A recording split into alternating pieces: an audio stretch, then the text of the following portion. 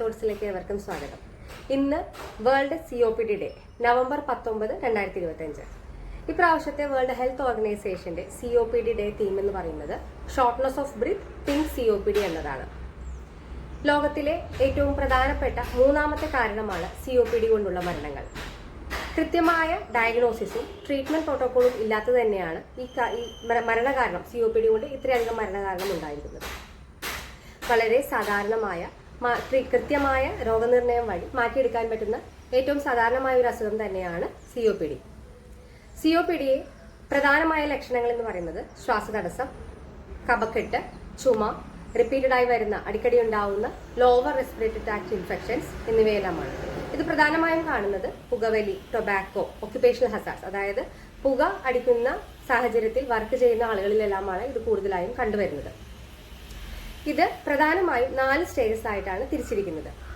First, mild COPD, അതായത് തുടക്ക stage ആയതിനാൽ തന്നെ ഇത് നമുക്ക് പെട്ടെന്ന് തിരിച്ചറിയണമെന്നില്ല. പ്രധാനമായും വയോധികരിലും ഒബീസ് ആയിട്ടുള്ള ആളുകൾക്കും ചെറിയ ശ്വാസമുട്ട് എന്ന രീതിയിലാണ് ഇത് കാണപ്പെടുന്നത്.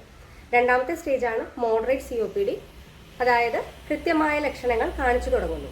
ശ്വാസമുട്ട്, ശ്വാസതടസ്സം, ചുമ, റെസ്പിറേറ്ററി ട്രാക്ട് ഇൻഫെക്ഷൻസ് എല്ലാം തന്നെ ഈ ഒരു അവസ്ഥയിൽ കണ്ടുവരുന്നു. മൂന്നാമത്തെ സ്റ്റേജാണ് സിവിയർ COPD, അതായത് കുറച്ചുകൂടി നമ്മൾ മോഡറേറ്റ് പറഞ്ഞു, അതിനേക്കാൾ കുറച്ചുകൂടി സിവിയർ ആയിട്ടുള്ള സിംറ്റംസ് ഇതിൽ കണ്ടു തുടങ്ങുന്നു.